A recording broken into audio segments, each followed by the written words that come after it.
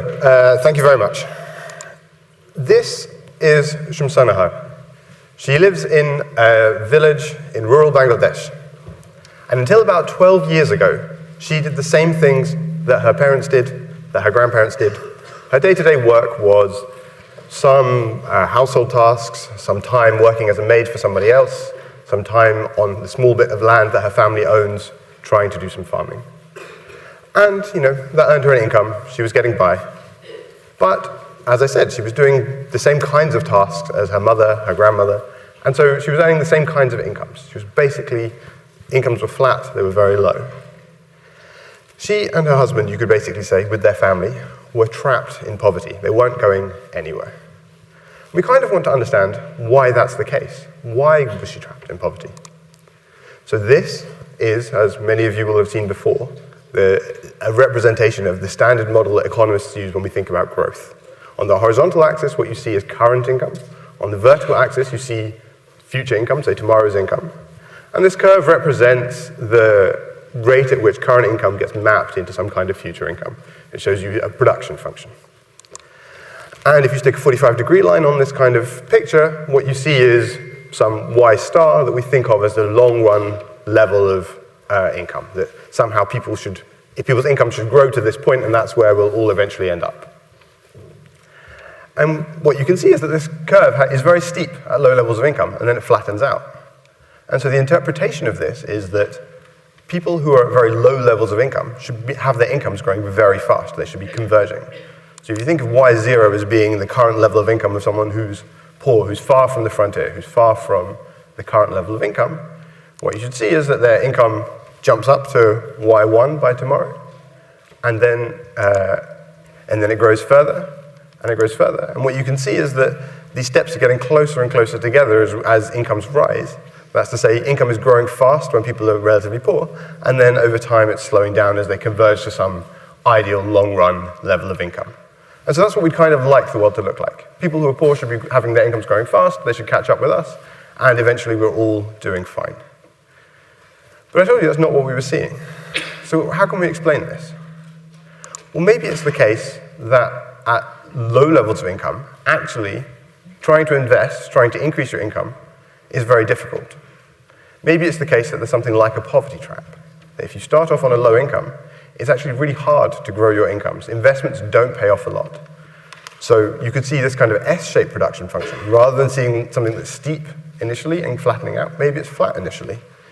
So now if you imagine starting at this X, so you start at this kind of lower level of income that's below the point where the production function crosses the 45-degree line, what you could see is that incomes first fall, then fall further, and eventually you converge to this low level of equilibrium. There are two equilibria here. Well, there are three, but there are two stable equilibria, the two where the arrows are pointing in, and the one on the far right is this long-run ideal high-level equilibrium where people are rich. This is where we pretty much are. But there's a second equilibrium that's very bad and that's stable, where people who are poor are kind of trapped in poverty, where they're staying at a low level of income and they're stuck down here. And a small increase, as you saw, we took somebody who was here, they're already above that level, they can only converge downwards. The return on investment is very low, and so they're not able to escape. So, why might we see something like this? Why might this be the case in the world? So one story about this is perhaps it's about nutrition. Suppose I don't have any food. If I don't have any food, I'm going to have a relatively low level of energy. I'm not going to be able to work very much. And because I can't work very much, it's hard to earn a good income. And then because it's hard to earn an income, it's hard to get more food in the future.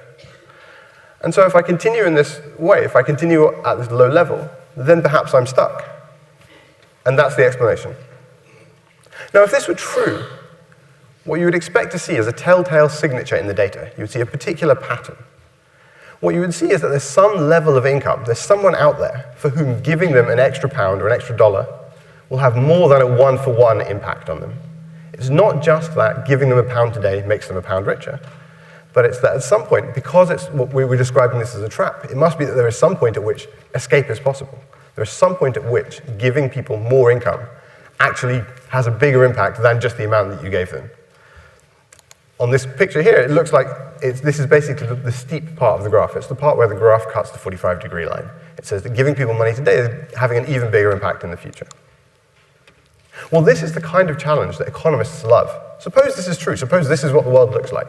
And there is a way in which you give someone $1 and it has more than $1 of impact. Well, we can go measure this. We can go and study this ourselves directly. So what can we do? What we can do is to go and first look, is it the case that when people have a low income, this has this big impact on their food consumption? So for sure, if I have less money, I eat less food. But how much less food do I eat? How much is low income going to contribute to a low level of food? Then we can study, well, how does having no food contribute to incomes? Again, for sure, if I have less food, I'm going to have less energy, and this idea is there. But how much of an impact is it? Are these effects big enough to meet the explanation that I just gave you? Are these effects big enough to mean that giving me £1 today could increase my food consumption and give me more than £1 tomorrow? Is that possible? And the answer, having studied this, appears to be no. So we've looked at these kinds of things. We can measure these issues, and we haven't found convincing evidence that something like this is happening. But we can then go and study other contexts. Maybe it's not about food. Maybe it's about education. Maybe it's about savings. Maybe somewhere else out there, there's a different dimension that we should be studying, something else that we should be looking at that can explain it. So economists are creative people. We've gone and looked at a few of these different explanations. We've tried them out. And none of them really have yet nailed it. None of them have explained what's going on. And so, by the mid-2000s, people had broadly thought that this kind of thing is not the way to think about the world. This kind of poverty trap doesn't exist. And so because we decided that this kind of poverty trap didn't exist, we've gone on to tackle other problems, other important problems, but that are somewhat more easy and more straightforward to tackle. Education is something we think is valuable. Healthcare is something we think is valuable. Even nutrition directly are things that we think are valuable. And so what we've done is to spend time on valuable projects that try and improve all of those dimensions. We try and improve schooling and have increased literacy rates around the world. I mean, not just we, the UK, but around the world, lots of agencies, be it NGOs, be it governments in the countries themselves, have been working on trying to improve education levels, been working on trying to improve nutrition, and we've broadly seen these things going in all the right directions. And this is fantastic. We should think of this as a great success. But at the same time, we value incomes for themselves. We think that we want people to be richer, not just because it will have the impact on things that we think are important, that we think it's good that people have education and they have healthcare, but because increasing their incomes gives them the autonomy and the dignity to make decisions for themselves, to decide what they want to spend money on, to decide what decisions they want to make about their lives. It's not just about us saying, oh, well, we can give people a particular thing that we think is valuable. If we could increase their incomes, we could make them better off. We could allow people to have the freedom to make their own choices. So what does this have to do with Shamsanahar? How does this help her? Why are we talking about this? Well, the world's largest NGO, BRAC, in 2007, had this revolutionary new idea. It was called the Targeting the Ultra-Poor program. It was to go to women who were incredibly poor, like Shamsanahar, and say, we have an idea. We have a way to lift you out of poverty. What we're going to do is to go to a village. We're going to measure all the people there and their incomes and their wealth. We're going to ask them what's called a participatory wealth ranking. We're going to ask them about the wealth of other people in the village so they can help us identify who is really poor. Because, it's easy maybe to go and measure some things and say we've got some numbers, but we don't necessarily understand need. And people in the area might know that this family doesn't look that poor, but actually something about their situation, the health of their children, something might tell us that they are actually very poor. So this is an important tool that we have in terms of measuring poverty. It's not just measuring things ourselves, but asking people in a village, well, who else do you think is poor? Who else here seems to be in trouble? So you can do this kind of thing. You can measure poverty. You can measure who is on low wealth. You can also then go and validate it yourself by collecting data on these things. And then the program that BRAC wanted to implement, this Targeting the Ultra-Poor program, was about giving assets to these poor women.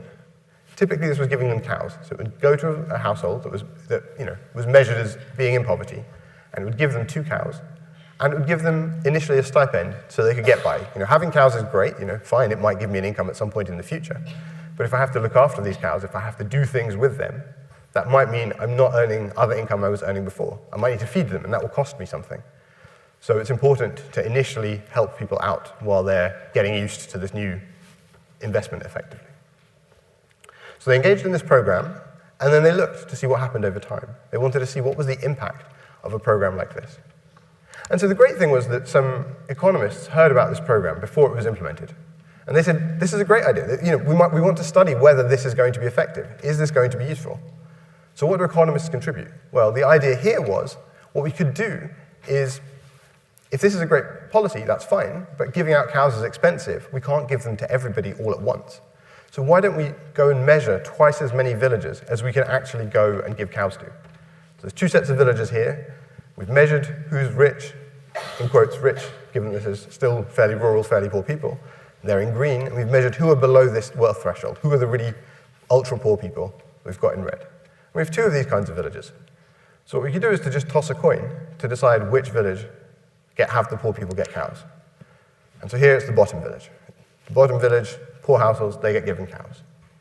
Now this might seem strange, but ultimately only one of these two villages was going to get given cows anyway. And what would have happened was somehow we selected one of these villages because it was nearby or something, and they're the ones who got the cows. Instead, what we've done is to say, well, we could go and, by using the power of randomization, by using the fact that we can go and just measure another village that's kind of similar, we can compare and look over time what the difference is in the outcomes for the poor households in the two villages. And by looking at this difference over time, we can study what the impact of this program is. So this program was studied by Oriana Bandera at LSE, Imran Rasool at UCL, and some co-authors. And they did exactly this experiment with the NGO to try to go and study what happened. And what did they see? What they saw was consumption. So the control villages are the villages that don't get anything. We want to see what happens to them, so they're what we can compare things to. And they can look then at the treatment villages, the villages where poor households got given cows, and they can see what happens 2 years later and 4 years later when they did their final follow-up. And what they see, it might look modest here, but there's an increase of about 10% in per capita consumption. So this is really a big impact. You go and give out cows and you have this 10% impact. Great. This is valuable. We should care about this. This is something that we should value a lot. They see similar increases in income. They also see a shift in the kinds of work that these women are doing. They shift out of doing things like being maids for other people and spend more time looking after these cows that they've now got. And this is increasing their income. So this is fantastic. This is a good outcome. We should be happy about this. But we should also remember, what's our aim with this kind of policy? Is our aim just to shift up the level of people's income? So, this is a graph over time. You see what people's incomes are, and we give them assets, and now we shift them from, being on $1 a day to $2 a day. Is that a success? Should we be happy about this as an outcome? Well, yes, for sure. If you can shift people's incomes up, that is an improvement. That's something we should value. But we want to do more than just to shift up the level of their income. What we'd like to do ultimately is to help their incomes grow. We want to see their incomes increasing over time, not just every single time that people's incomes are low, we have to do another program, another project, and eventually they get somewhere. What we want to do is to set people on a path that allows their incomes to grow without having to have constant interventions. It's a bit like teaching a man or woman to fish. So do we see that happening? So here what we have is the amount of investment that these households have in terms of cows.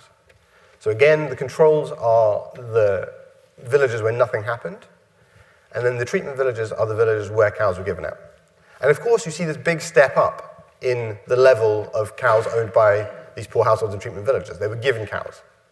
But is this impact bigger than you would get if you just looked at the value of the cows we gave them? Did they manage to do their own investment, or is this just whatever they were given?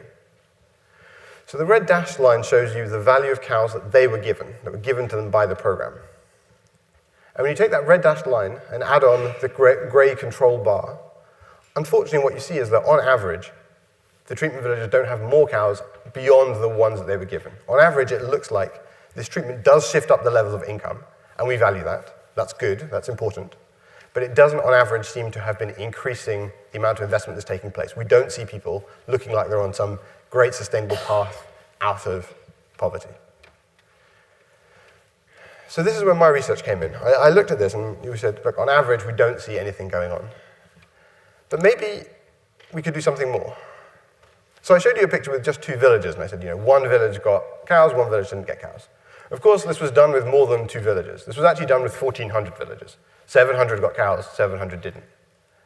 And in different villages, different numbers of women got cows. In some villages, only one household was poor enough that they were going to be given cows.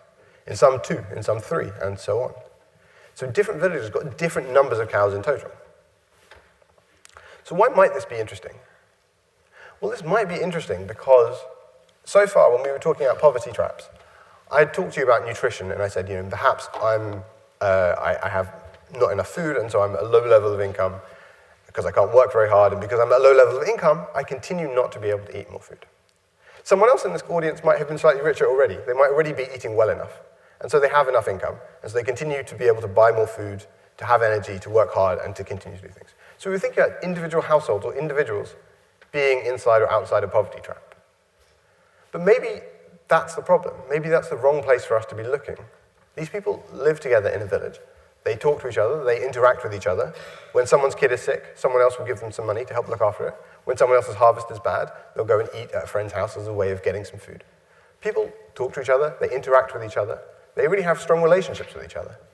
So maybe the way to think about poverty traps is not to think about an individual household being in a poverty trap or being outside. Maybe what we should have been doing was looking at entire villages and saying, is this village inside the trap or outside the trap? Because these people are interacting with each other, and so it's hard to think about them as independent organizations or independent entities. We should be thinking about them together. So what we can do is to line up villages based on the number of households that were treated. Right? So on the left, you have only one household got given a cow, then you have 2, and so on. And we can see what's the impact. So here, this is a graph. On the horizontal axis, you have the number of households that get given cows. On the vertical axis, you see the increase in cow ownership if there is, so this is netting out. I've taken off here the cows that were given to them by the program. I want to see how many more cows do they invest in. So what could we see? So the average effect we saw was 0. So we could see just a flat line at 0. That would say in every village, no matter how many people were given cows, you see no effect, nothing happened. And that's what the average effect would have suggested. You could instead see just an increasing, smooth, straight line. What that would have told us was something, it could have been something like an individual poverty trap. Once you give someone a cow, they can buy another cow. And the more people you give cows, the more people that are buying another cow. And so you just see some smooth, straight increase. Nothing to do with any interactions, nothing is going on here. This seems unlikely that this should be what we see because we've already seen that on average, there wasn't really any effect. So this shouldn't be what we see, but you could have seen it. But a third thing that we might see is this kind of group-level poverty trap. If entire villages are inside or outside a poverty trap, then what matters for growth is whether you can get the entire village outside the trap. If you can give enough people within the village cows, you might be able to get the entire village outside of the trap. Whereas if you only give a few cows out, maybe this doesn't work. So what do we see? We see exactly this kind of picture. If you plot out what the actual number of cows are that are additionally invested in against the number of households that got given cows, you see exactly this pattern. At low levels of number of households treated, when only a few households in a village got given cows, you see very little effect. Once you get above some threshold, you see that things are increasing. So we can stick confidence intervals on this kind of thing so that we can understand what statistical uncertainty tells us. You still see this kind of pattern. We can do even formal tests to see what the relationship looks like. And when you do a formal test, you see that there is something like a structural break. You see a change in the relationship at some particular threshold where you see that the slope is now increasing.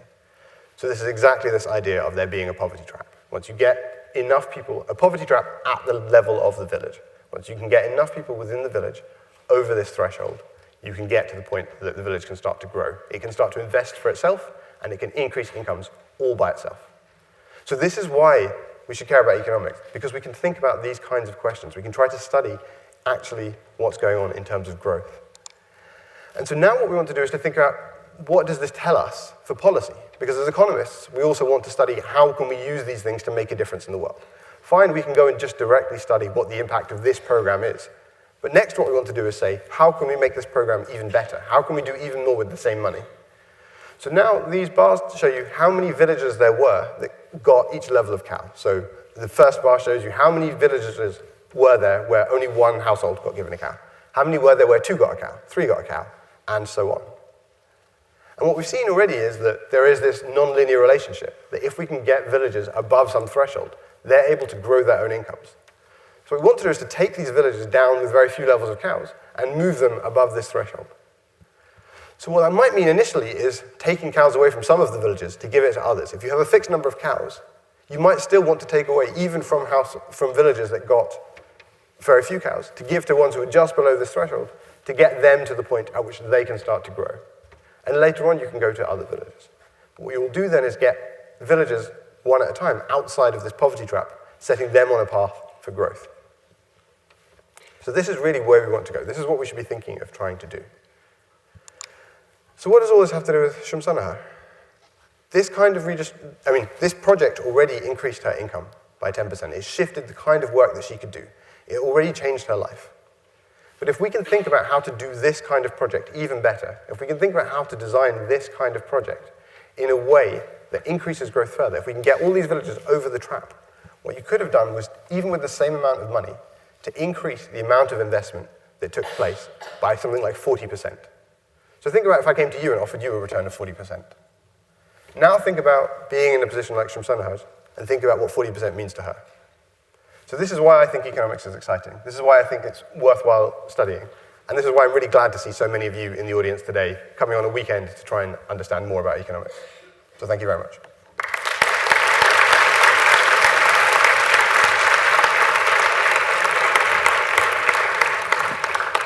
Thank you very much. Okay, so we've now got time for some questions. So the first question is, do you believe institutional differences from early European settlers are a key factor in income differences between countries today? So that's a great question. There's been a lot of research on this question of institutions.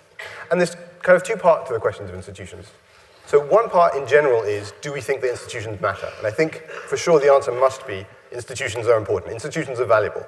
When you think about actually the context I was just talking about Shamsanaha in Bangladesh, part of the problem in Bangladesh is it can be difficult, and it has for a long time been difficult for people like Shamsanaha to go and borrow money. And that's partly an institutional problem. It's the fact that there aren't strong institutions that mean that someone can trust lending money to a person in a village and be confident there's a way in which they can get repayment. That kind of problem is what gets in the way of someone like her being able to borrow. And things like microfinance have been partly trying to solve that issue. And in this case, the program was not even to give her credit, but was just to give her the assets. The second part of the question is, really is it about institutional differences that come from early European settlement? There is, of course, a lot of work on this. My own reading of the literature is that I don't think I would be confident in saying it really is about that and not about something else. It's really hard to disentangle differences that come in terms of institutions that come from settlement and work out how many of those things really are independently about the settlement and which European colonists there were, or whether it's about something else. And certainly, over time, I don't think that the answer to this question either way is going to be, can we work out whether it was better to have been settled by a British colony, have been a British colony than be a French colony? Ultimately, I think the question is, how are we going to improve institutions? And that's, I think, what we should focus our research on. Thank you. Thanks, that was really interesting. Moving to the next question. If there truly exists a poverty trap, how come the number of people in absolute poverty has decreased by over 1 billion people since the 60s and 70s? So that's a fantastic question. That's a really important question, something I didn't really get across. So there's, again, two parts to this question. So the first is, when we think about absolute poverty is saying there's a threshold. There is some number above which we want people to be. So for a while, you may have had in the back of your heads this idea of $1 a day. The threshold is now up, it's nearer $2. But there's some threshold that we want to get people above. So what could happen is, if things like prices shift, if there are small changes, if there are programs that give small amounts of money to people, you can get people outside of an absolute, above some absolute threshold that would reduce this kind of poverty trap. So it would reduce the levels of absolute poverty without necessarily meaning that people are on a sustainable path for income growth, which I think ultimately we want to achieve. So anyway, you have to be careful about what you're measuring. We still certainly care about absolute poverty. We want to get people out of it. But our target should be more than that. Then beyond that, the second part is, do we think that that's the only reason it's reduced? I don't think that that's true. I don't think that the way you should see the world is that anyone who lives in a poor country is necessarily in a poverty trap. There are plenty of places where this is not the right way to think about the world. So, for example, I said in Shamsanaha's case, her problem is that she lives in a village. Her unfortunate circumstance was she lived in a village where she didn't have access to credit, so she couldn't go and invest herself by going and buying. And she didn't have access to some other kind of job that would already have an increasing wage. Now, lots of countries around the world have, in the meantime, done combinations of things like more urbanization. And urbanization has gone with working in new industries and new technologies that have allowed people's wages to rise. So I think it's not the case that everybody in a poor country anywhere around the world is necessarily in a poverty trap. And it's not the case that the only solution is to say, let people live exactly where they are and let's bring some kind of investment to them. In many cases, things like factories, although working conditions are something we should care about and think about, things like factories in some cases are increasing people's wages because they're able to work combined with capital that's being brought in to allow them to increase their incomes. And so that is another way in which people can get out of poverty. I don't think this is the only way, but I think it's important to take into account that this can also matter. Thank you very much. Another question, see if I can pronounce it properly. Banerjee and Duflo, 2006. Additional income to the poor often result in increased spending on alcohol and tobacco. How do we help them improve spending decisions? Another good question. That's not my reading of Banerjee and Duflo 2006. But certainly if you read, there is plenty of literature on whether this is really true.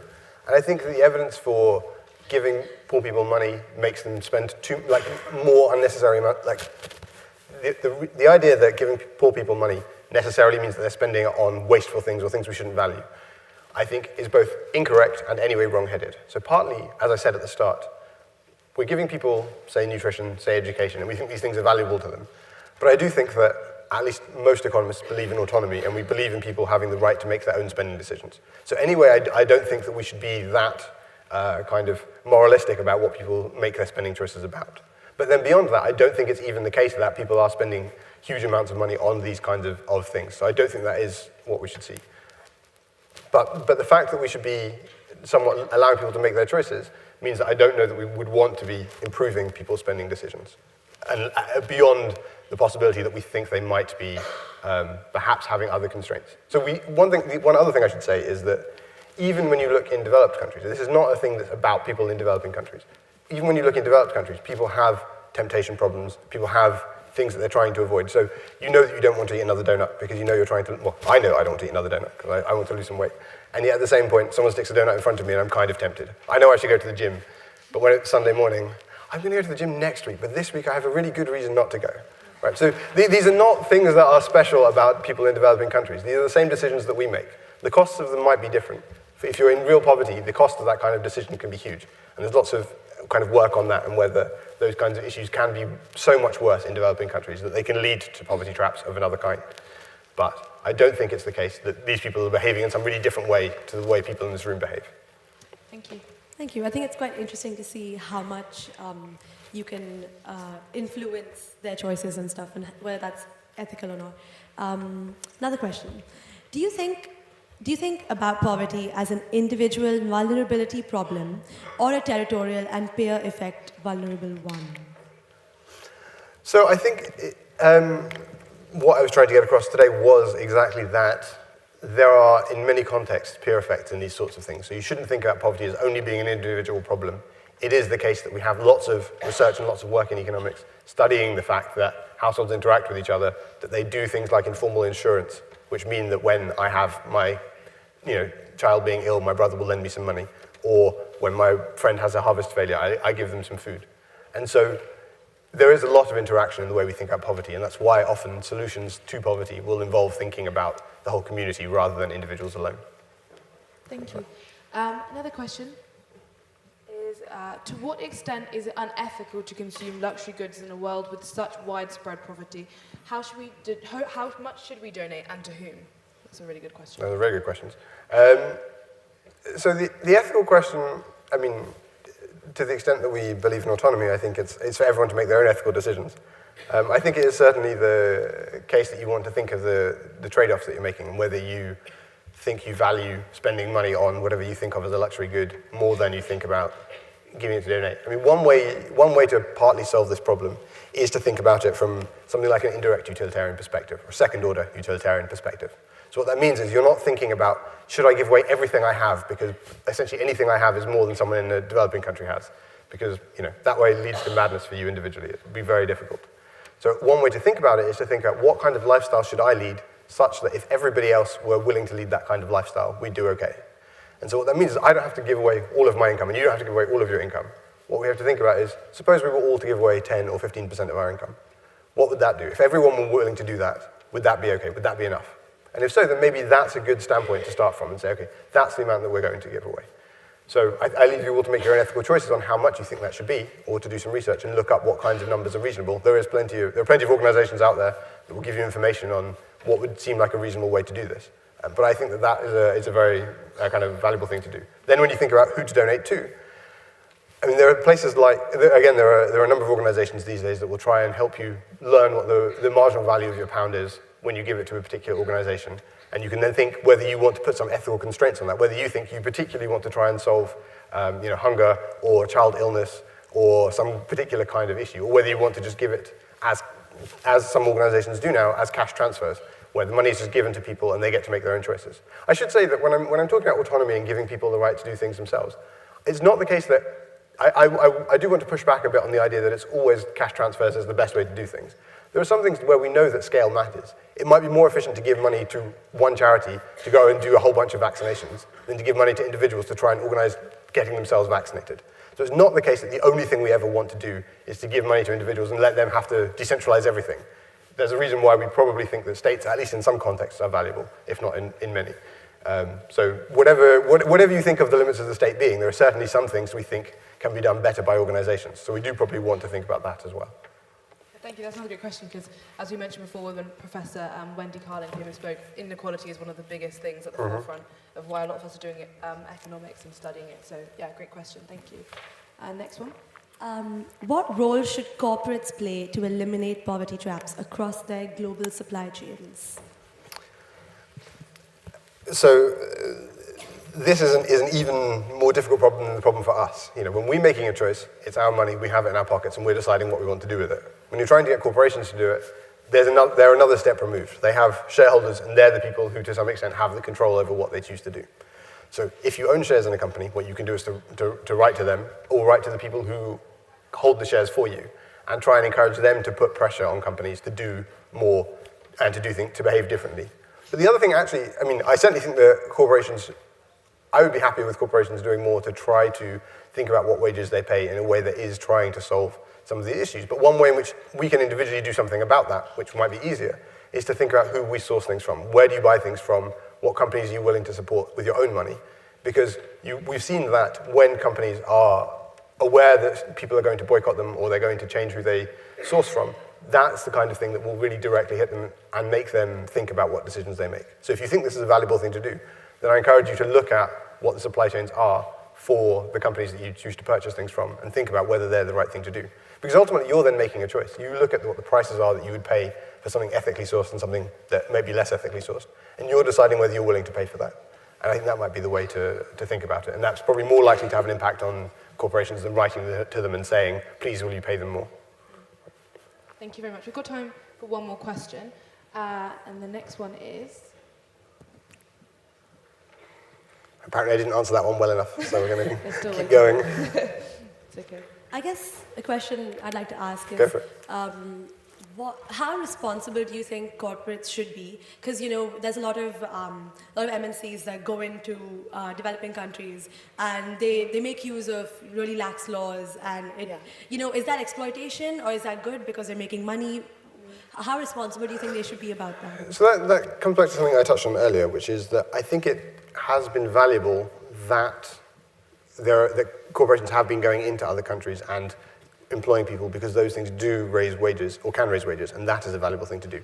We should still care about labor standards and other ethical standards, but part of the way to do that is to pressure the governments to both implement and enforce more strongly labor regulations or whatever regulations it is that we think are important.